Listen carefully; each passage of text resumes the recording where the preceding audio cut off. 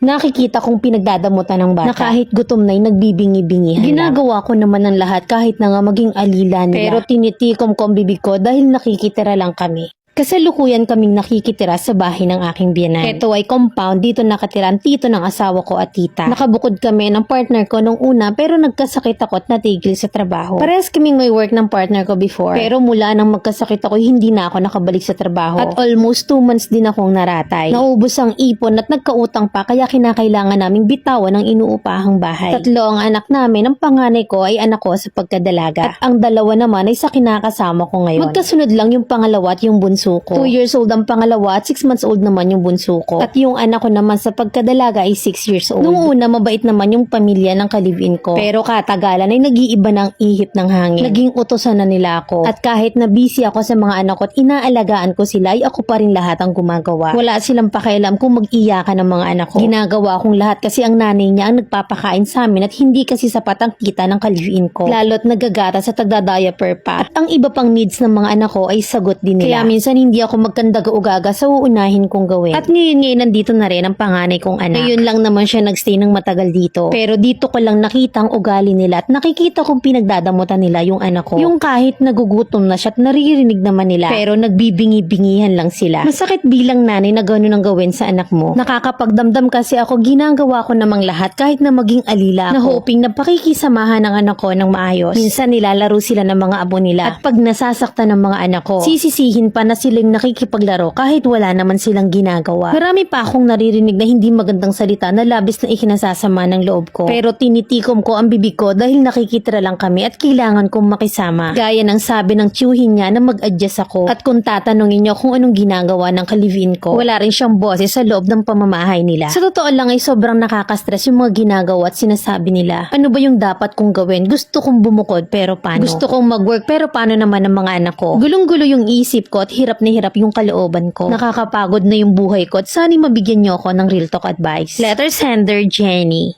Kung mananatili kayong palamunin at ahas sa lahat sa binan mo, hindi ka talaga magkakaroon ng lakas ng loob kahit na ano pa yung gawin sa'yo. Una, nakikitira kayo. Pangalawa, na ang responsibilidad sa mga anak nyo ay sila pa rin. Kasi nga, hindi sapat ang inaakyat na pera ng kalivin mo. So, pareho talaga kayong tikom. At kung papalag kayo, paano yung pangangailangan nyo? Utang na loob ang pinakamahirap bayaran. Nima, walang katumbas yan. Yung tipong wala ka na dito sa mundo ay sinusumbat pa yan sa'yo. Yung kahit kudkurin mo man yung libag nila, hindi sasapat yon, lalo na sa makitid na utak nila. Ang masaklap sa sitwasyon mo ay 3 yung anak nyo at lahat ay maliliit pa. At hindi naman pwedeng habang buhay ipapakargo nyo sa biyanan mo yung 3 anak nyo. Na baka kaya rin mainit ang ulo ng biyanan mo, may financial problem din sila pero kailangan nilang unahin ang needs ng mga anak nyo. Sa tingin ko naman ay okay ka na halos kinatulong ka na nga eh. So kaya mo na rin kumayod. Kausapin mo yung biyanan mo kung maaring silang mag-alaga sa mga anak mo pero magbibigay ka sa kanila para walang sumbatan or much better nakakilalang mapapag-iwanan. Hindi po pwede yung katwiran mo na hindi ka pwedeng mag-work gawa ng mga bata. Dapat ang katwiran mo, kailangan kong magtrabaho para sa mga anak ko. At kung wala talagang mapapag-iwanan at no choice ka nang talaga. For sure naman na may cellphone ka. Mag-online selling ka, post ng mga items, wala kang ilalabas na puhunan. Kikita ka sa commission income. Maraming diskarte, Mima. Ikaw na lang yung hahanap. O yung sinasahod ng asawa mo, iluto mo muna ng merienda, ilako para matriple. Sa panahon ngayon, lalo't sa mahal ng bilihin, pag wala kang diskarte, gutom ka. At yung masaklap sa sitwasyon mo, hirap kang makakuha ng respeto at lalo kang tatapak-tapakan. Face the reality, pag wala kang pera, tae ka.